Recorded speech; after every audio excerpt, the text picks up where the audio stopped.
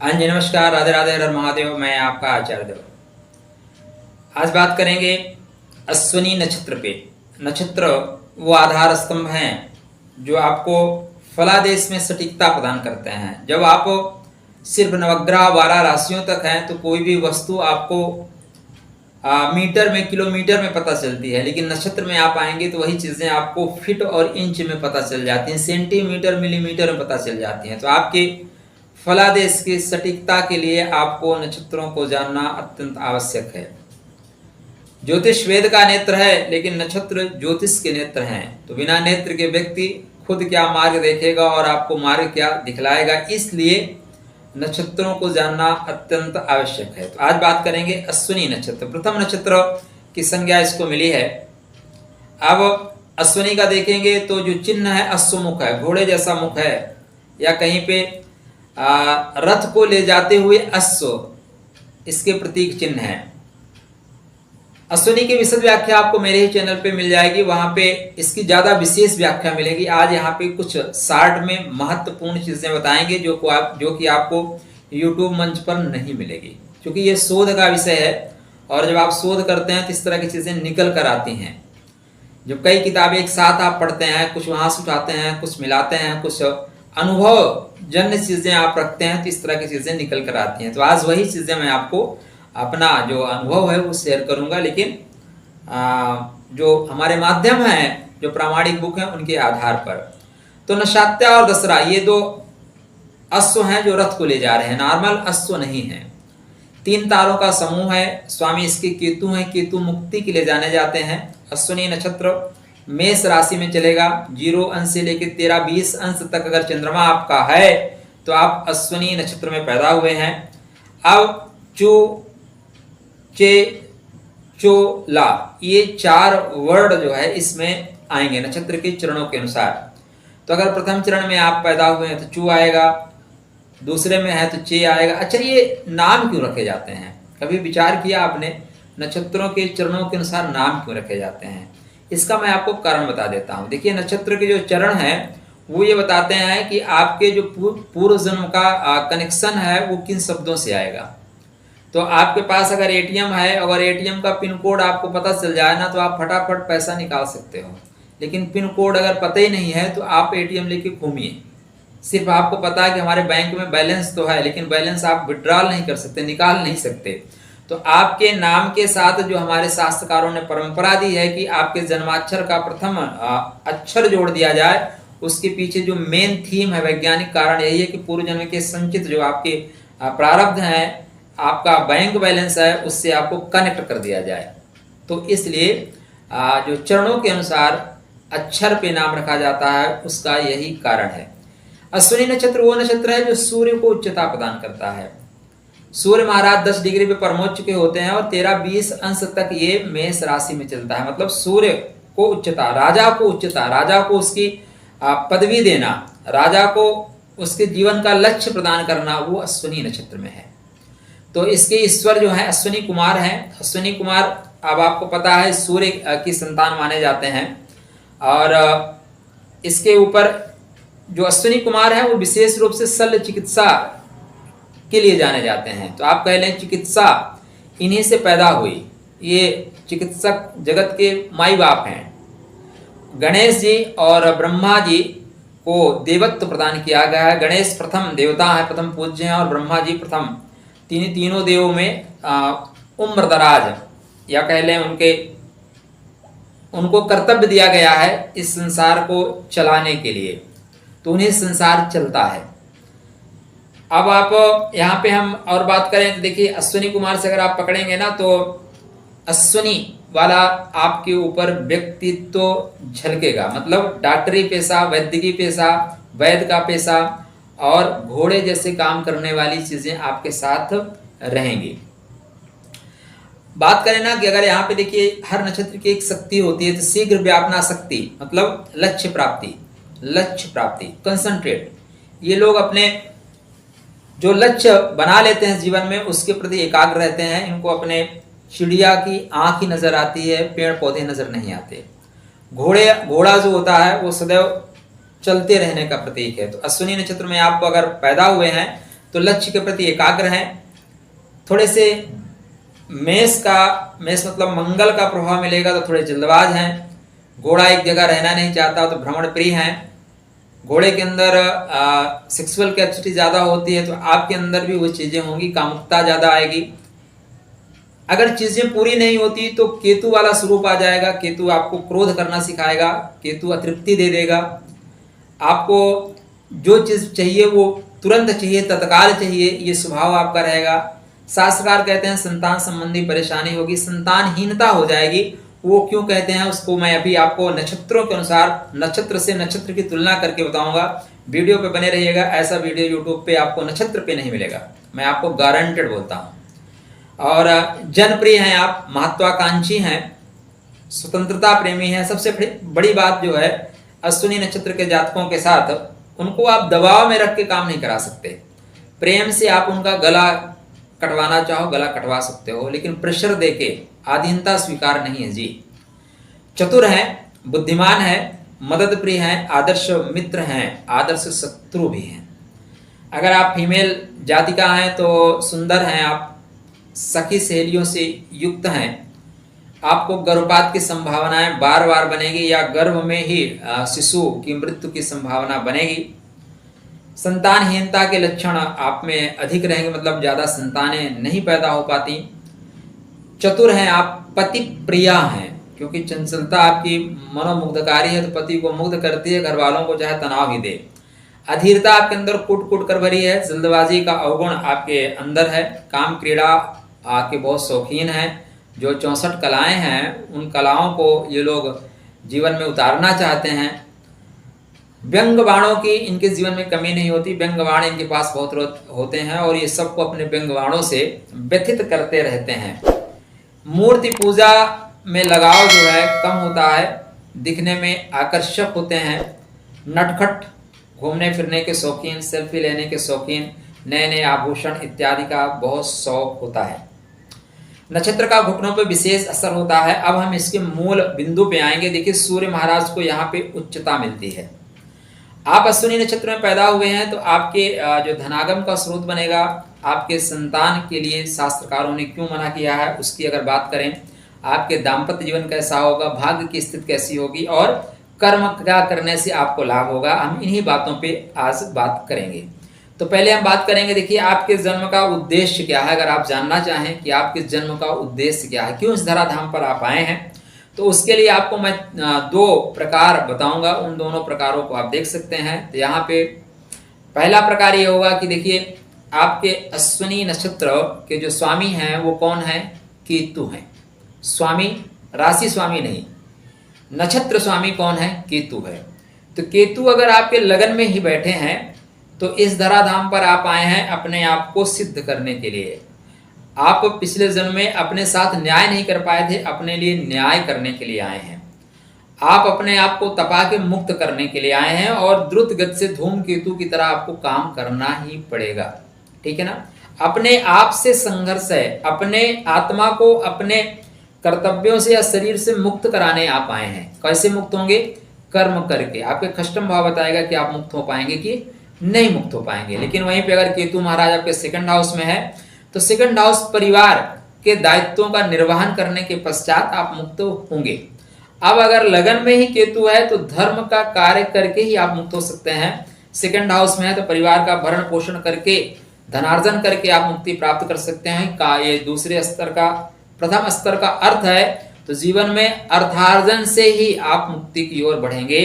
कुटुंब के पालन पोषण करने के पश्चात ही मुक्ति को आप प्राप्त होंगे, क्योंकि आपके ऊपर जो ऋण है वो यही है। 3rd हाउस में है तो आप बंधु बांधवों के ऋण से आप इस धराधाम पर आए हैं और भाइयों का ऋण आपको चुकाना पड़ेगा। भाइयों के ऋण को अगर आप मुक्त कर सके तो मुक्ति हो जाओगे, नहीं तो फिर फंस जाओगे। यहाँ पे चूंकि ये कामनाओं का पूर्ति है तो ये प्रथम स्तर का जो काम है उसकी संतुष्टि या उसकी तृप्ति या अतृप्ति को भी दर्शाता है। 4th भाव में केतु बैठा है तो प्रथम स्तर के मोक्ष के लिए आप पैदा हुए हैं। पहले स्तर का मोक्ष, आपको पहले स्तर की मुक्ति मिल जाएगी। गृह कार्य, पूरे घर वालों के लिए आपको जीवन पर्यंत कार्य करना ही पड़ेगा। 5म भाव में केतु बैठा है अश्विनी नक्षत्र में अगर पंचम भाव में केतु बैठा तो संतानहीनता बहुत देती है। शास्त्रकार कहते हैं कि फिर आपको मृतक संतान के मुख देखने का भी सुख नहीं देते। हालांकि ये ऐसा नहीं है, ये तभी संभव होगा जब यहाँ पे पंचम भाव में आपके ये केतु महाराज गोचर करेंगे और पंचम भाव में सिंह राशि में जाएंगे। किसमें जाएंगे? सिंह राशि में। सिंह राशि में मघा नक्षत्र में केतु जाएंगे और चंद्रमा आपके लग्न में होंगे, तब इस तरह की स्थितियां क्रिएट होंगी, अन्यथा क्रिएट नहीं होंगी। पॉइंट टू पॉइंट पकड़ते चलेगा, अभी आगे इसको विस्तार दे दूंगा। तो यहाँ पे जो संतान संबंधी पंचम भाव में आपको संतान, प्रेम, ईश्वर से कनेक्ट होके आप मुक्ति प्राप्त कर सकते हैं। ये द्वितीय स्तर के धर्म के कार्य के लिए आप आए हैं। धर्म भी 3 प्रकार का है, अर्थ भी 3 प्रकार का है, काम भी 3 प्रकार का है। तो द्वितीय स्तर के धर्मार्थ कार्य आप इस जगत में पैदा हुए हैं। ईस्ट से आप कनेक्टिविटी बनाएंगे और आगे की प्रक्रिया को आगे बढ़ाएंगे। अगर आपके 6th हाउस में केतु बैठे हैं तो जीवन में संघर्ष ही करना पड़ेगा। संघर्षों से मुक्ति के लिए आप उत्पन्न हुए हैं। पिछले जन्म का जो संचित प्रारब्ध है, खासकर पाप, वो आपके जन्म लेते ही प्रकट हो जाएगा। उनको आपको जलाना है, उनको तपाना है और तब के मुक्ति की ओर बढ़ना है। वहीं पे 7th भाव में बैठे हैं तो कामनाओं की पूर्ति के घर में बैठे हैं। पत्नी की सेवा आपको करनी पड़ेगी। पत्नी को जीवन पर्यंत आपको अपमान मिलेगा। जीवन पर्यंत आपकी पत्नी आपको प्रताड़ना देगी या शब्द बाण से, व्यंग बाण से आपको व्यतीत करेगी, लेकिन वो व्यंग बाण आपको हंसकर झेलने हैं अगर आप मुक्ति की ओर बढ़ना चाहते हैं तो। 8म भाव में अगर केतु महाराज बैठे हैं तो गहन अध्ययन करना पड़ेगा, शास्त्र का अनुशीलन करना पड़ेगा, तब साधना के पश्चात आप मुक्ति की ओर बढ़ सकते हैं। कुटुंब के पालन पोषण के लिए स्पेशली ससुराल वालों के साथ संबंध आपको बेहतर रखने होंगे और ससुराल के लोगों की भी आपको सेवा करनी पड़ेगी, तब आप मुक्ति के लिए आगे बढ़ेंगे। वहीं 9म भाव में अगर आपके केतु महाराज बैठे हैं तो 9म भाव में बैठे हुए केतु आपके 3rd स्तर और अंतिम स्तर के धर्म की ओर इंगित करते हैं। मतलब धर्म के मूल तत्व को आप पकड़ के रखेंगे। दूध होता है ना, दूध होता है, उसके बाद उसको आप जमाइए तो दही बनता है, छाछ बनता है, मक्खन निकलता है। उसके बाद देसी घी निकलता है। तो दूध में देसी घी है, लेकिन देसी घी निकलने की प्रक्रिया है। तो उसी तरह धर्म में जो अंतिम चीजें हैं वो देसी घी है। 9म भाव, प्रथम लगन जो है आपका, प्रथम धर्म, पंचम द्वितीय और 9म तृतीय। तो यहाँ पे केतु एकदम आपको सार को गई रहे थोथा दे उड़ाए, एकदम सार तत्वों को आपको पकड़ा देगा। धर्म के गूढ़ तत्व में नहीं, मूल तत्व को आप पकड़ लेंगे। वो कहाँ पकड़ेंगे? वो आप जाके मूला नक्षत्र में पकड़ेंगे। अभी जब हम त्रिकोण का संबंध बताएंगे तब आपको उसको स्पष्ट रूप से बताएंगे। वहीं 10म भाव में बैठे हुए हैं तो कर्म करके आपको मुक्ति मिलेगी। पिता का कर्जा है, पिता के ऋण को मुक्त करने के लिए आप आए हैं, तो कर्म करके आप जीवन में आगे बढ़ेंगे। आपके जीवन का उद्देश्य जो है इस संसार में कर्म करना ही है। कर्म करने के लिए आप आए हैं। 11 भाव में आए हैं तो कामनाओं की पूर्ति के लिए आए हैं। कुछ कामनाएं आपकी अधूरी रह गई, उनकी पूर्ति के लिए इस धराधाम पर आपका आगमन हुआ है। वहीं अगर 12th हाउस में है तो आप मुक्त होने के लिए ही पैदा हुए हैं। बस कस्टम के जो संचित चीजें हैं उसको आप जला सकते हैं, तपा सकते हैं, तो आप मुक्त हो जाएंगे। ये आपके लग्न के अनुसार आपके पैदा होने की उत्पत्ति। शीघ्र व्यापना शक्ति लेके हैं तो लक्ष्य प्राप्ति। आपके जीवन का उद्देश्य क्या है? लक्ष्य की प्राप्ति। कैसा लक्ष्य? देखिए, आपके नक्षत्र में अश्वमुख, घोड़े जैसा मुख, तो जीवन में घोड़े जैसा मुख मत लटकाइएगा। इन लोगों के साथ एक नकारात्मक चीज होती है कि छोटी छोटी बात पे घोड़े जैसा मुंह लटका लेते हैं। ठीक है ना, बोलते हैं ना, घोड़े जैसा मुंह लटका लिया, मैंने नाराज हो जाते हैं, उदासीन हो जाते हैं। क्योंकि तेज ज्यादा है, इनको लगता है कि इनके ऊपर किसी का प्रतिनिधित्व नहीं होना चाहिए, किसी का आदेश नहीं होना चाहिए, जो हम करेंगे मन से करेंगे। अब एक और पॉइंट पे बात कर लेते हैं कि शास्त्रकार कहते हैं संतानहीनता। संतानहीनता क्यों आएगी? तो देखिए, संतानहीनता के पीछे 2 कारण है। अगर अश्विनी नक्षत्र से 5वां नक्षत्र आप लेंगे तो कौन सा आएगा? मृगशिरा आएगा। मृगशिरा नक्षत्र मंगल का नक्षत्र। तो मंगल के नक्षत्र होने से थोड़े से गर्भ संबंधी चीजें परेशानी में आ सकती हैं, क्योंकि अग्नि तत्व वहां भी है और उसमें खासकर जब मृगशिरा के प्रथम चरण में जाएंगे तो सूर्य का नवांशा मिलेगा। सूर्य के नवांश होने की वजह से इस तरह की घटनाएं घटती हैं। यद्यपि पंचम भाव अधिपति सूर्य हैं, लेकिन यहां मैं नक्षत्र को बता रहा हूं, तो इस तरह की चीजें आती हैं। इनका दाम्पत्य जीवन भी कष्टमय होता है। दाम्पत्य जीवन कष्टमय मतलब घोड़ा का क्या है ना, अश्व के अंदर थोड़ी सी सेक्सुअल कैपेसिटी ज्यादा होती है, तो उनको भोगात्मक चीजें ज्यादा चाहिए। तो इस तरह के आप चाहे स्त्री जाति कहाँ है, पुरुष जाति कहाँ है, तो आपके अंदर शरीर में वो एनर्जी है कि वो आपको संतुष्टि इजिली नहीं मिलती, संतुष्टि ज़्यादा चाहिए।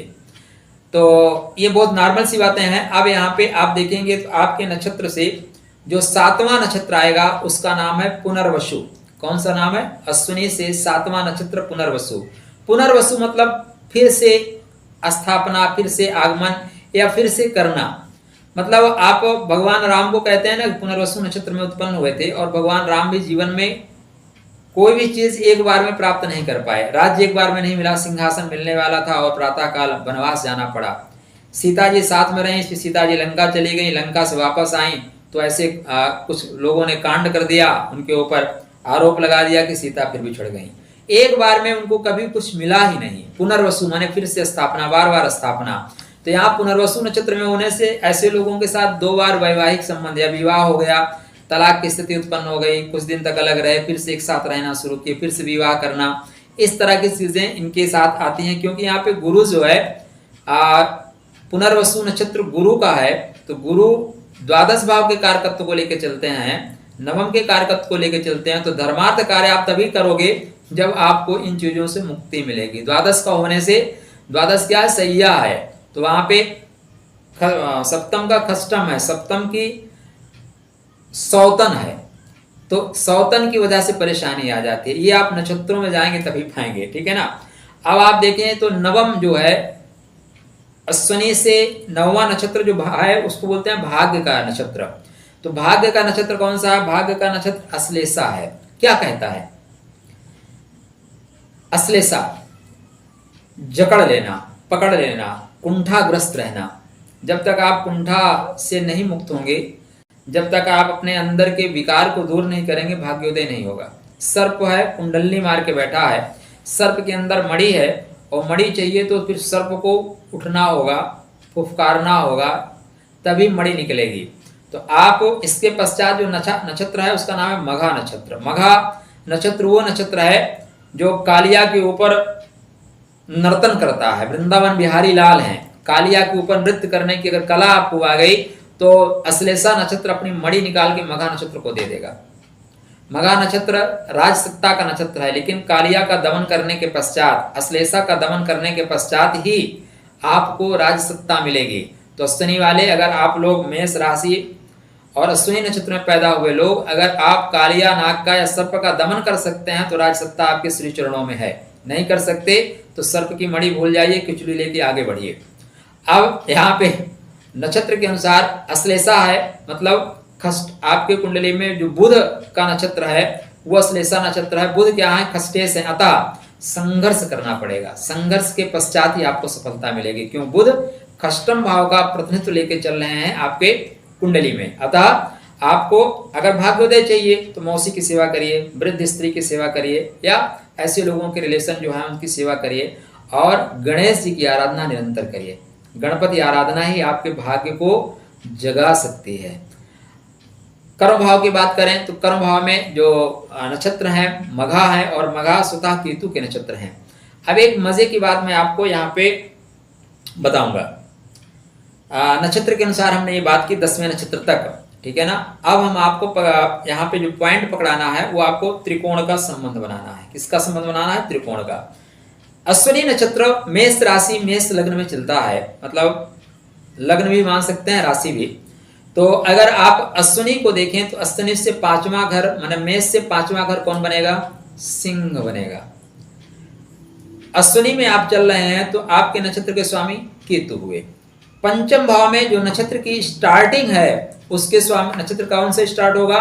नक्षत्र स्टार्ट होगा मघा नक्षत्र। मघा नक्षत्र के जो स्वामी हैं वो केतु महाराज हैं। नवम में आप जाएंगे तो नवम की स्टार्टिंग कहां से हो रही है? नवम मतलब धनु राशि। धनु राशि का जो आधार स्तंभ, जो फर्स्ट पिलर है, उसका नाम है मूला नक्षत्र। मूला नक्षत्र किसका है? केतु का नक्षत्र है। इस तरह से आपने कभी सोचा नहीं होगा। इस तरह से हमारे पास जितनी किताबें हैं, मैक्सिमम हमने नक्षत्रों पे बहुत किताबें खरीद रखी हैं, लेकिन उनमें इस तरह से मिला नहीं।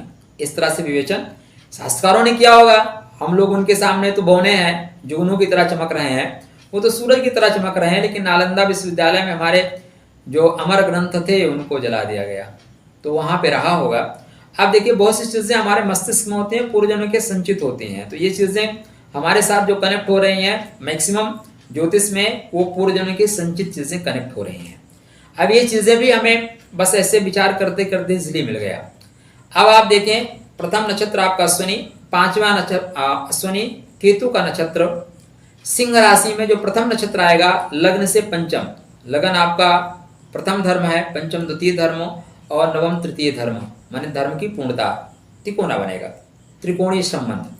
तो लग्न में नक्षत्र स्वामी प्रथम नक्षत्र अश्विनी केतु का, पंचम में प्रथम नक्षत्र मघा केतु का, नवम भाव में प्रथम नक्षत्र मूल नक्षत्र केतु का। आपको तो केतु ने बांध दिया, केतु ने आपको बांध दिया। अब आप चाहे पुखराज पहनो, चाहे आप माणिक पहनो, चाहे आप और भी कोई रत्न पहनो, आप चाहे जिसकी पूजा कर लो, ठीक है ना, आप मुक्त नहीं हो सकते। मुक्त कब होगे? देखो भाई सीधी सी बात है, आपके यहाँ अगर ट्रांसफार्मर खराब है तो अपने घर के ट्रांसफार्मर को बदलिए, ठीक है ना। आप जो बिजली मंत्री हैं उनको फोन करने की जरूरत नहीं है। आप जहां से विद्युत आप प्रवाहित होती है आती है वहां फोन करने की जरूरत नहीं है। अपने घर का आप सिस्टम ठीक करो। जब तक आप केतु को नहीं मनाएंगे, जब तक आप केतु के शरण में नहीं जाएंगे, ना तो आपको इष्ट का भी बल मिलेगा, ना धर्म का बल मिलेगा, ना लग्न का बल मिलेगा, मतलब धर्म ही आपसे रूठ गया। इसलिए नक्षत्रों, अब आप भाग्योदय की कितनी भी कोशिश कर लीजिए, अगर आपका केतु खराब है आप सर पटक के मर जाइए। आपका भाग्योदय तब तक नहीं होगा जब तक आप केतु को ठीक नहीं करेंगे, क्योंकि चाबी तो यहीं से होगी ना जी। लाइट आ गई, आपने आपके घर में जो सिस्टम है बिजली का उसको आपने ऑफ कर रखा है, मेन स्विच को ऑफ कर रखा है, घर में लाइट जल ही नहीं सकती। अब आप बार बार फोन करो विद्युत विभाग को, वो क्या कर लेंगे? तो जब तक आप अपने केतु को ठीक नहीं करोगे तब तक अश्विनी नक्षत्र वाले पूर्ण सफलता नहीं प्राप्त करोगे। क्यों?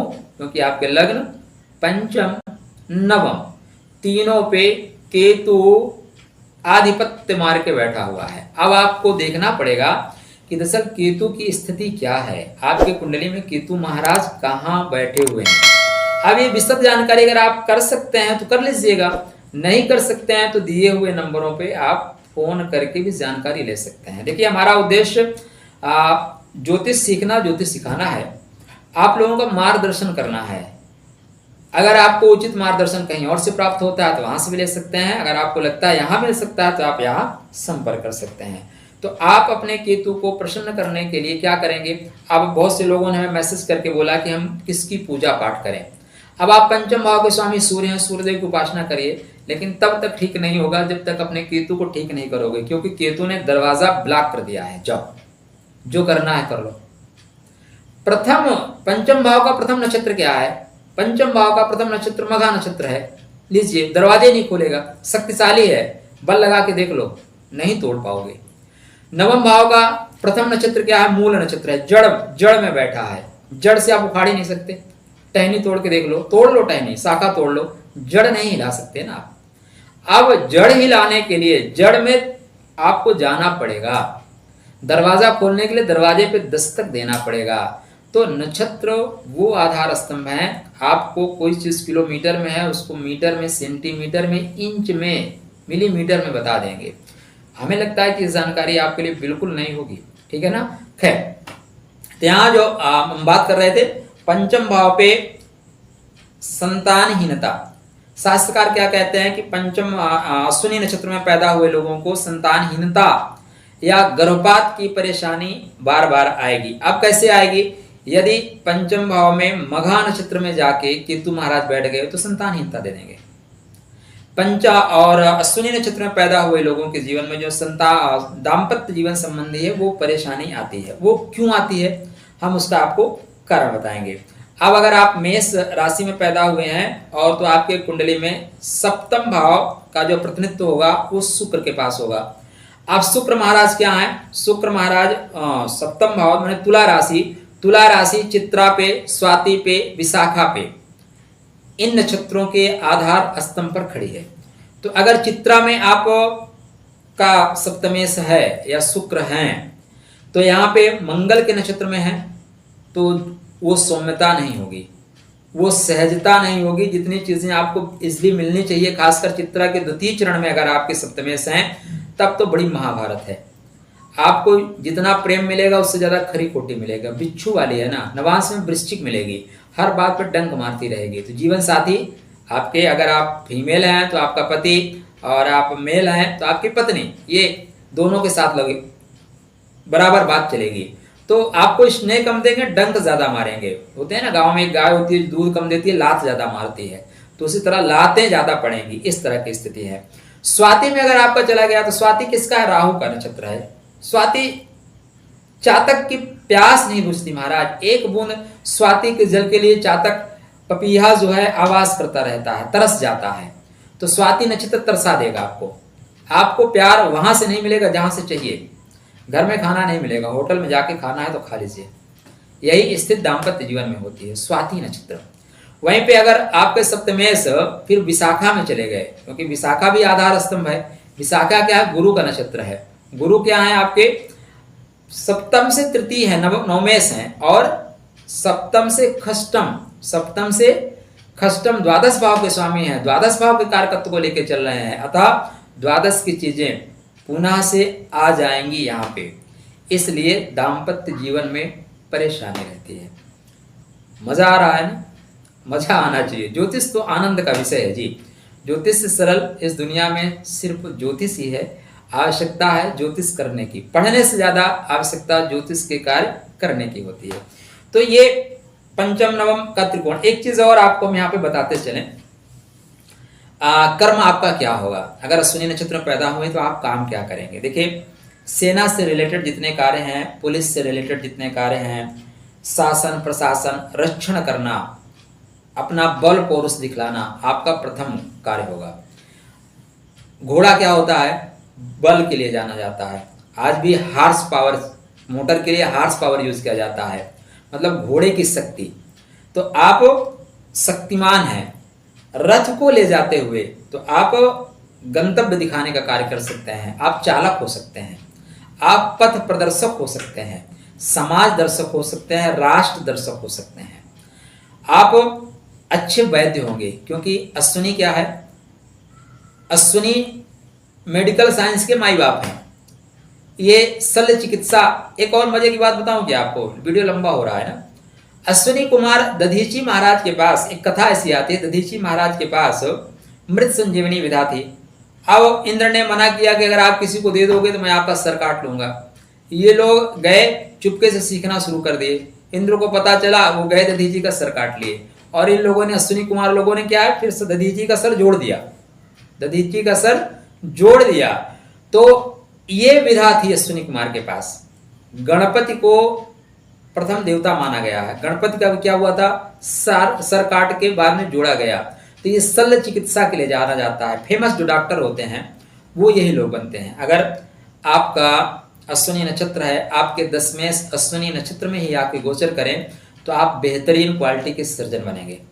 आपका जो ऑपरेशन है ना वो कभी गलत जाएगा ही नहीं। आपका हाथ सिद्ध होता है, जिसको आप हाथ लगा दिए वो रोगी ठीक ही हो गया। बहुत से ऐसे वैद्य होते हैं, डॉक्टर होते हैं, उन्होंने हाथ लगाया, असफलता मिलेगी ही नहीं। तो अश्विनी नक्षत्र के अगर आप प्रथम नवांशा में हैं और दशमेश से यहीं पे आके गोचर कर जाए तो विश्व स्तर के आप फेमस डॉक्टर बनेंगे। आप भारत में हैं तो दिल्ली में बैठेंगे, नीचे आप बैठेंगे ही नहीं। वहीं पे अगर द्वितीय नवांशा में हैं तब आप जच्चा बच्चा वाले डॉक्टर होंगे, जो स्त्री स्पेशलिस्ट होते हैं उस तरह के डॉक्टर होंगे। आपके अगर ग्रह कम सपोर्ट कर रहे हैं तो आप फिर नर्स हो सकते हैं, उसमें सेवा कार्य करने वाले आप हो सकते हैं। वहीं पे अगर अश्विनी के तृतीय चरण में आप पैदा हुए हैं तो आपको बुध का नवांशा मिलेगा। तो बुध के नवांशा मिलने से आप श्वास संबंधी जितनी चीजें हैं या स्किन रिलेटेड जो स्किन स्पेशलिस्ट जो होते हैं वो होते हैं, बच्चों के जो डॉक्टर होते हैं उस तरह के आप डॉक्टर बन सकते हैं। और वहीं पे अगर चतुर्थ में हुआ तो आप उदर विकार संबंधी चीजें जानते हैं, हार्ट स्पेशलिस्ट आप हो सकते हैं। हार्ट वाले तो करोड़ों करोड़ कमाते हैं, तो आप भी करोड़ों कमा सकते हैं।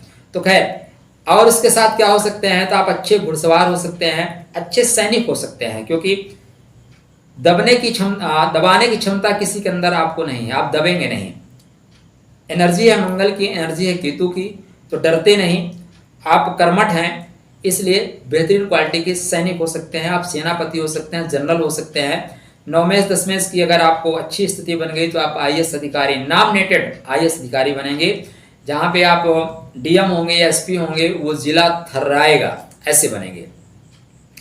आप योग विशेषज्ञ हो सकते हैं क्योंकि अश्विनी कुमार जी इस पे है और गणेश ब्रह्मा का यहाँ पे देवत्व मिला हुआ है। शीघ्र व्यापना शक्ति है, लक्ष्य प्राप्ति के प्रति एकाग्र है आप, इसलिए बन सकते हैं। आप अच्छे क्वालिटी के ज्योतिषी भी बन सकते हैं, शास्त्रकार ऐसे कहते हैं। आप अध्यापक बन सकते हैं, लेकिन जब गुरु का प्रभाव होगा तभी आप अध्यापक बनेंगे। बुध के प्रभाव से भी अध्यापक बन सकते हैं, अर्थात जो तृतीय नवांशा है वहां पे आपको टीचिंग या बैंकिंग से रिलेटेड कार्य करते हुए, लेखन कार्य करते हुए आप देखे जाएंगे। आप पुलिस विभाग में जा सकते हैं, चिकित्सा तो हो ही गई, शल्य चिकित्सा में स्पेशली आपको सफलता मिलती है। जेल से संबंधित कार्य, न्यायालय से संबंधित कार्य, न्यायालय से संबंधित कार्य भी आप करते हुए देखे जाते हैं क्योंकि शनि आपके 10 मेष होते हैं। और रेलवे चूंकि लोहे से रिलेटेड है, कृषि विभाग, मशीनरी, घोड़े का व्यापारी और जमीन से नीचे निकलने वाली चीजें, ये सारी आपके कर्म पथ पर आती हैं। तो जब कुंडली में आप नक्षत्रों को लगा रहे हैं तो एक चीज का हरदम ध्यान रखिएगा, कोई भी प्रोडक्शन देने से पहले आप देखिए कि आपका जिस भाव को आप प्रोडक्शन कर रहे हैं, जिस भाव को फलित कर रहे हैं, उस भाव का स्वामी किस नक्षत्र में है और उस नक्षत्र का स्वामी कहाँ पे गोचर कर रहा है और आपका जो ग्रह है उस नक्षत्र के किस नवांशा में है और उस नवांशा का अधिपति क्या कहता है। अगर आपने इतनी बातें पकड़ ली तो 101% आपका फलादेश सटीक जाएगा। आजकल क्या है, ज्यादातर एस्ट्रोलॉजर नक्षत्र की बात ही नहीं करते, सिर्फ ग्रह राशि पे बात करते हैं। तो मोटा मोटा आपको किलोमीटर में बता के चले जाते हैं। तो अगर आपको मीटर में, सेंटीमीटर में चाहिए तो यहाँ तक आना पड़ेगा। इसके जो ऋषि हैं वो मारीची ऋषि हैं, प्रकाश के देवता हैं, प्रकाश का काम करता है, क्या है, पथ दर्शन का काम करता है। इसका आपके शरीर में असर पैरों पर, घुटनों पे है। तो अगर अश्विनी नक्षत्र पे पापा प्रभाव आ जाए तो आपके पैर और घुटने तकलीफ में होते हैं, बचपने से दर्द करना शुरू कर देते हैं। तो ये अश्विनी नक्षत्र की खास बातें। आपको अपने भाग्योदय के लिए केतु को देखना होगा। आपको मैं रत्न रेमेडीज नहीं बताऊंगा क्योंकि हो सकता है कि देखिए आपके अश्विनी नक्षत्र हैं और वृषभ लगन हो जाए। कौन सी नक्षत्र, तो आपके राशि तो मेष होगी, लग्न वृषभ हो जाएंगे, वहां ग्रहों का सारा मूवमेंट चेंज हो जाएगा। अभी आपके पंचमेश को मैं बताऊं कि आपके सूर्यदेव है, माणिक पहन लो, नौमेश आपके गुरु है, पुखराज पहन लो, लेकिन लगन चेंज होते ही क्या हो जाएंगे, पंचमेश बुध हो जाएंगे, नौमेश शनि हो जाएंगे, जस्ट अपोजिट हो जाएगा। सरकार बनते ही विभाग बदल जाते हैं। तो उसी तरह अगर आपके अश्विनी माने मेष लगन मेष राशि है तब अपने सूर्य को मजबूत करिए, अपने गुरु को मजबूत करिए। गुरु संबंधित रत्न आप पहन सकते हैं, सूर्य संबंधित रत्न पहन सकते हैं। केतु की कंडीशन को देखिए, केतु को ठीक करिए, आपके भाग्योदय को, आपके विद्या बुद्धि को, आपके इष्ट से कनेक्टिविटी को, पूर्व जन्म के संचित कर्मों, संचित जो भाग्य है उसको प्राप्त करने से दुनिया की कोई शक्ति आपको नहीं रोक सकती। तो चलिए, अगर आपने हमारे चैनल को सब्सक्राइब नहीं किया तो सब्सक्राइब कर लीजिएगा, घंटे को ऑन करके रखिएगा महाराज, और लाइक वाले बटन को दबा दीजिएगा। आपके लिए मंगल में शुभकामना। राधे।